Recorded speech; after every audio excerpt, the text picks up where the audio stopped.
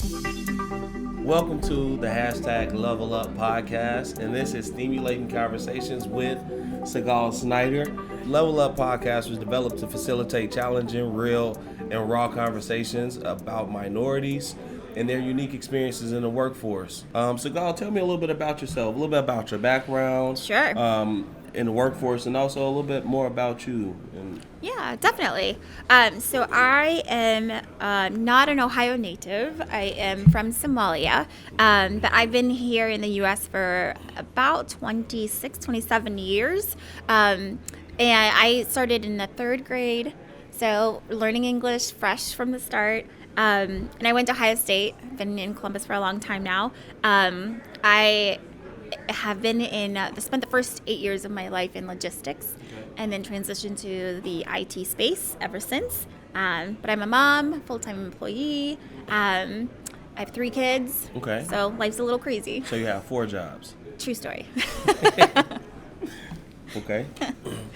Okay, that's pretty cool. I hear you're a Buckeye. Are you really a Buckeye, or did you just go to Ohio State? So, I love Ohio State. I assume my 3 kids will go there, because why not? It's a great school. But my husband is a huge Notre Dame fan, so we're an Irish household. That's definitely a divided house. So, you spoke about your experiences in the workforce, and you work in logistics before you get into your current role. Can you talk a little bit more about your transition from logistics to this space? Yeah, absolutely. So I've always worked in a project management office. It just so happened that when I worked for a logistics company, it was within the client side and not the project management office didn't sit within IT. So what that allowed me to do is I was in the call center when I was going to college, and I ended up kind of going up the ranks when I was working for the logistics company. And what that allowed me to do was really see that even though my degree was sociology, I have no technology background, but when I was entering the workforce, it was right at the recession. So you took whatever job you could get. So I ended up in logistics, like I said, but it exposed me to really what it meant to be a project manager, a business analyst. And I started out as a business analyst and went up the ranks there. Totally stumbled into it, but it's been the best thing for me. That's kind of like been the story of my life also, being able to stumble into things, not necessarily having a clear-cut path, but the things that we stumble into generally sometimes turned out to be the best Yes, situations. Absolutely. I would agree with that. I mean, I think one thing that I've learned, and I keep telling anybody that's starting out, whether it's in high school or in college or in their careers, is that it is definitely, we don't live in the state where if you went to school for a certain thing, that's the only thing you did. Like I hire and look at resumes all day. I'm not looking at a specific major. You could really honestly, that's not what I look at. And it's more about your individual self, your own strengths, and what you thrive in, and that can translate. And I don't think I feel comfortable that I can switch industries today, but it's still bringing my own skill sets to the table. That's about like those domains that sit within your competencies. Could you talk about that in terms of like some of the challenges that you faced being a minority and an African American woman in the tech space, and how you found your own unique voice in that space, your authentic self, and how do you lead from that platform? It's a loaded question, right? Very loaded. Let's break it down. All right. Let's start with challenges. Yeah, absolutely. So I think one thing, working in a space where you're not only the youngest person, like very young for my age group, in the various companies I've worked in. I can relate. There's that factor. And then there's also knowing that there's nobody that looks like you in most rooms that you walk into. And we've all heard that, right? But I think what it is a level of taking the edge off, and you get used to that over time.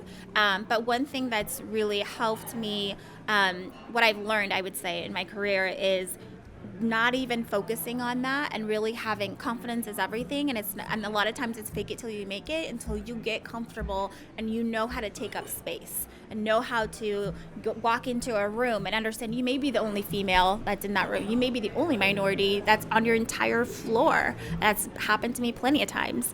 And so with that is just getting comfortable with the uncomfortable.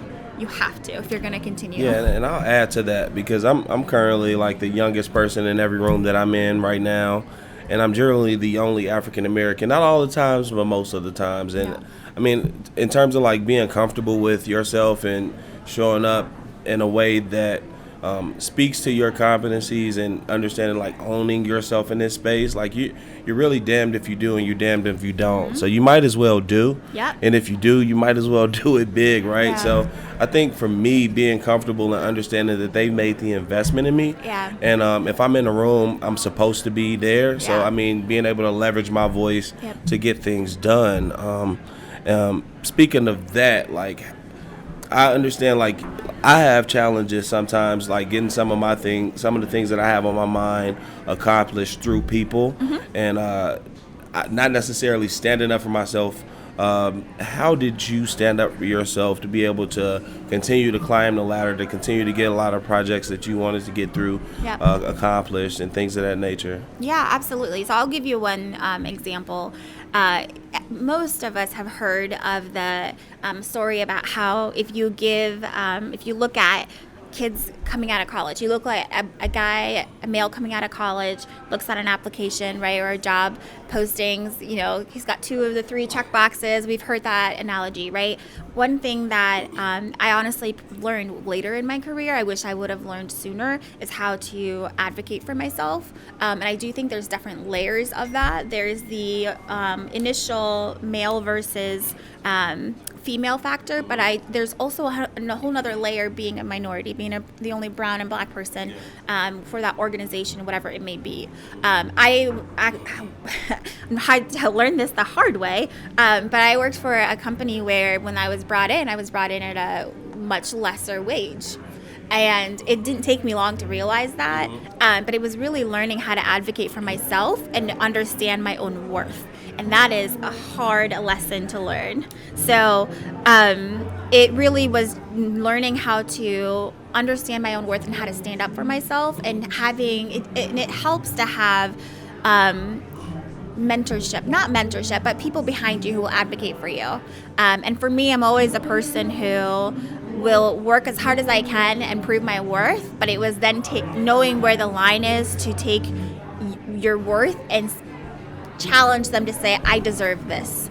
So having those salary conversations, not easy, not fun, but it was definitely something I had to learn, that if I didn't do it, nobody else was going to do it for me. And I was going to continue to be behind others. And that was not an easy thing to do, like I said, but if I didn't do it, I would forever have been behind. Okay, so as we're having this conversation about D&I, we always have listen to the diversity side, but it's an inclusion side that pretty much speaks to the fact that folks like to feel included in the workspace, and that's being accepted, not just tolerated. In your experiences, could you speak to some of the stereotypes that you've encountered, both positive and negative? Most of the positive ones, some things that could have potentially been career enablers, and the negative career derailers? Yeah, absolutely. I'll start with the positives. So one thing that's always worked to my benefit, and this honestly is a sad thing, but I know I can recognize it. When you are a person, no matter what, and you, any race, any gender, if you know what you're doing and you're good at what you're doing and you recognize your strengths, I do think you will surprise people. I do think over my career that I have surprised people, and whether it's proving their own prejudices or whatever they may think of me, I love to walk into a room and by the way, I am 36 years old, but everyone thinks I'm 25. So you drink a lot of water. I actually don't. I'm really bad about that. Fountain of youth. No, it's just called being black. Hey, they say it don't crack. But so to kind of counterbalance off of that, and this is something that one of my mentors actually taught to me a couple of years back. He told me about like the 4 stages of contribution. Yep. And this is regardless of where you are and which stage you're in your career. Regardless if you're just entered into a new role as a senior analyst or if you just entered into a role as a chief marketing officer. Yep. Here's these 4 levels of contribution. The first is individual learner. You need to learn what you're doing. Yep.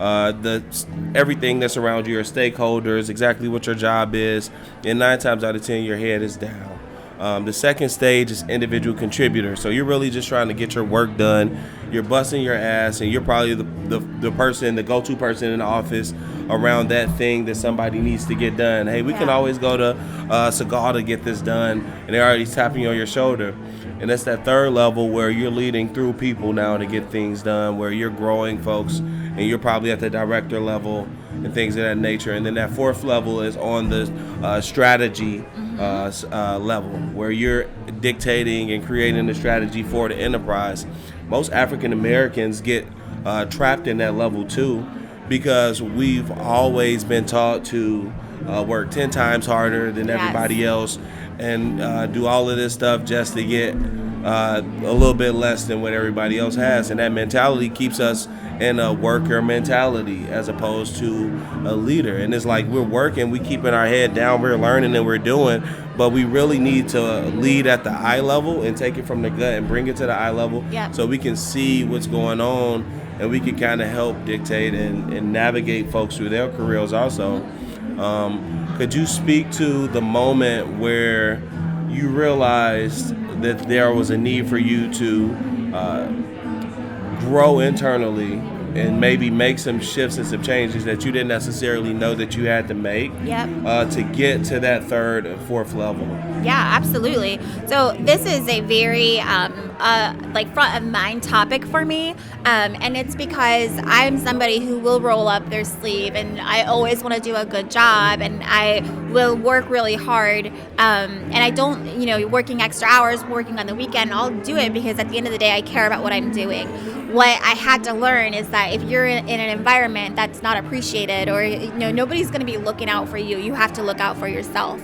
So I've been in those positions where I don't understand, how could so-and-so be 2 levels above me and I'm working 10 times harder. So it's not always about that. And a lesson, even for myself, a lot of times is being work smarter, not harder.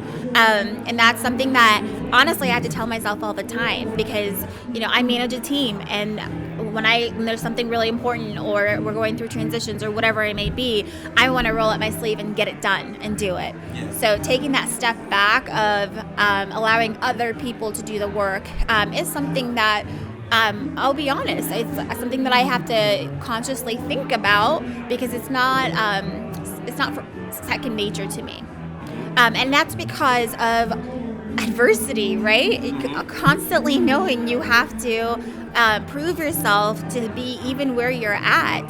So it's knowing the difference and getting to that point of, no, I earned this, and I'm going to take up that space, and I'm going to get what I deserve. Yeah, to relinquish that opportunity to do is so hard in the moment. Hard. And I think that's something really necessary that I think a lot of folks, not just African Americans, but people in general, if you look around and you see folks that are doing these different projects in the enterprise that own this, right? And we always have this conversation around ownership, like, this is my baby, and you really need other parts of the business and business units to be able to pour into your baby for it to grow, to scale, to become more than just an infant project that's going to die on the shelf and probably not going to be used anymore.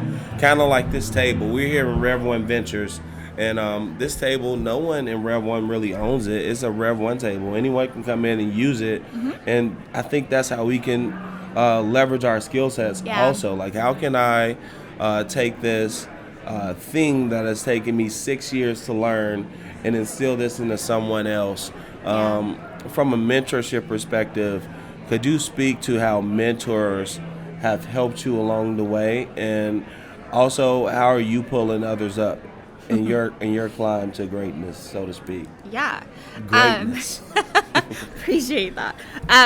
So I honestly think mentorship is such a it's such an interesting phrase. I never looked. There are people who have definitely shaped my career in the past that I've gone down and who have been allies. I like to think of them as allies because it's not your traditional, if you think about a mentorship, it's not like, it's indirect mentorship, I guess I would say. And those people have been I would not be where I am in my career without certain individuals really helping kind of give me those opportunities and those stretch goals and those opportunities to get in front of the right audiences. It's one thing to be for a door to be opened. It's another for me to walk through it, right? It's not, someone else is not going to walk through it for you, but you have to step up.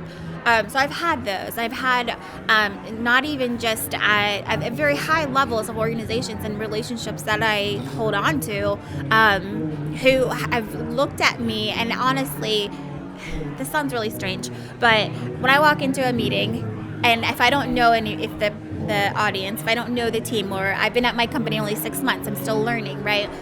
I never know who's an ally and who's not. I don't know if you're a white male. I don't know how you're going to view me. So for me, I'm always, I guess, cautious. But I have had people prove, like, who really have just built that relationship with me, and I would love that for everyone. And unfortunately, that isn't the case. But I do think it took for me to put my walls down, right? To not be so cautious, to understand that not everybody is going to be. And that's hard to do. It is. That's hard to do. I think it always takes a bit of vulnerability for us to be able to, kind of break those walls down, let people in enough for us to be able to grow. But I definitely understand that from a pipeline perspective, if you just look at organizations and what we're trying to do from a talent perspective, we can't expect diverse talent to be able to champion, challenge, and resource themselves. Yep. Invested individuals and groups need to be able to reach back to be able to pull these folks up. So when they're in pipelines, they're just not getting opportunities and falling out of the pipeline. They can actually thrive in these organizations and push them forward, because I really think that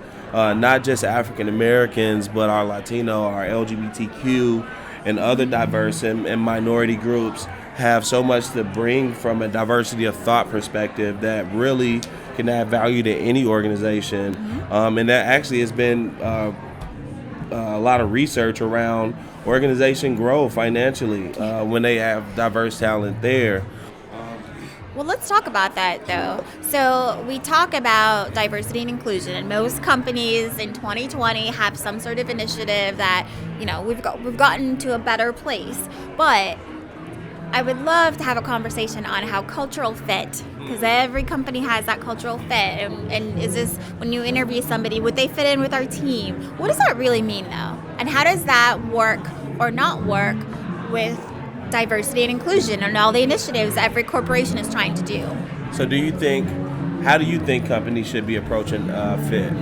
So, because that's a hairy topic, and it's really broad. That can kind of go any type. Yeah, absolutely. So I think, like, when you think about IT, where we're at, the landscape of IT, right? One aspect is that there's the whole referral program. Hey, we have a position open. If you know somebody, so-and-so, like family, friends, whatever, there's that whole concept of bringing people in. But if the majority, I'm going to make up numbers, so don't hold me to this, but if the majority if it's 95% or 90% non-brown or black, and you're asking them to refer people to the companies to join, get your friends to join, that's the whole notion, right? Who do you think they're going to bring? It's more of the same. So this concept of culture fit, by definition, is more of the same. That is a straight contradiction to diversity and inclusion. Like as my grandmother says, birds of a feather flock together, right? Yes. And it's like, man, you innately want to see your friends and your family get on, so to speak, get opportunities to be able to grow and thrive in themselves and in their and we have folks dancing in the background to grow and thrive in their professions. Yeah. And speaking of grandmothers, I know we got your the LinkedIn version of your bio. How would your grandmother describe you if she was in the room and she had to introduce you into this podcast, STEAMulating Conversations? How would she describe you? My grandma would say that I'm bullheaded. Okay. She would. Stubborn.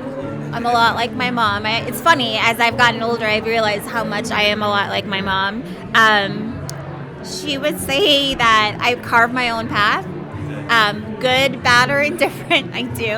That's me. And I honestly think I'm probably a lot similar to my grandma and my mom. It's more of the same of them.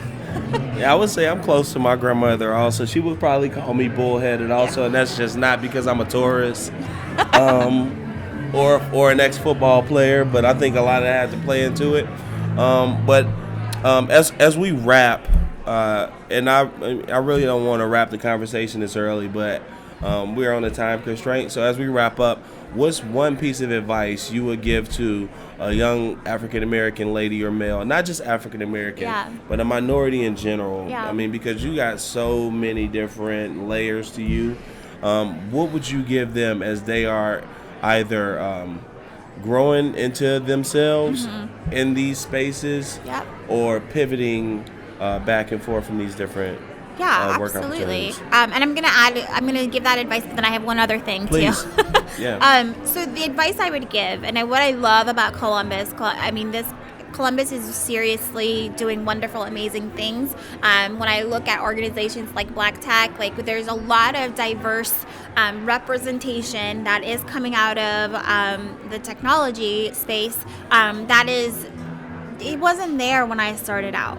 There wasn't a lot of people who look like me. You and I would not have had this interaction.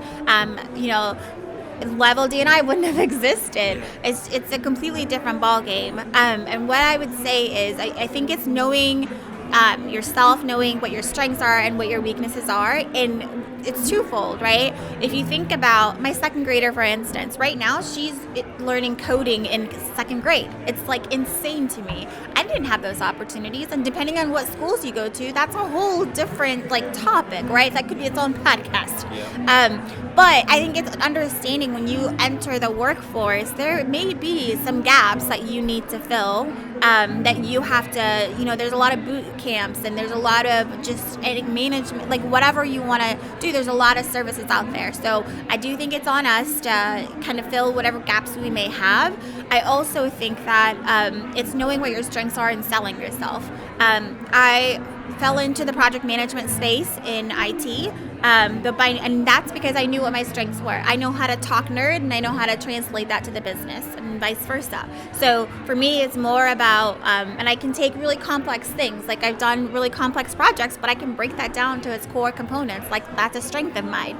So it's understanding what you're good at and how to translate that and how to sell yourself. I wish I would have learned that earlier in my career. So that's definitely advice that I have for anybody that's coming up. The other point that I definitely just want to have an opportunity to plug is I don't think it's on the individual person. I don't think it's on the us brown and black folks or any diverse group. I think our companies can do a lot of different things too. Right now, I get that most companies have an initiative, and everyone understands to get your bottom line up. The more diverse you are, there's a correlation there. But what I would love to challenge, we talked about cultural fit. We need to recognize that is a contradiction to if you have more of the same, you're never going to really diversify your thought, diversify the personnel types that you have in. And it's okay to have disruptors. It's great. That's what you want. You want people who have different opinions and who aren't coming from the same pool. So it's looking at what colleges do we recruit from? Where are we focusing at? If you're going to the same, Ivy League schools, or saying, the Miamis of Ohio or whatever it may be, you're not gonna get diversity from those schools because they're majority white schools. So it's, when you look at your pipeline, it's really addressing from the jump what our business is doing to even get those people, give them the opportunities to get their foot in the door. That sounds great. It sounds like we need to do a little bit more recruiting at Southern University. Yes. Shameless plug to my institution. But that's been STEAMulating Conversations. Glad you guys can join us. Please tune in for the next conversation that we have. And if you have any questions, please leave a like, comment below. Thank you. Thank you. And subscribe. Yes.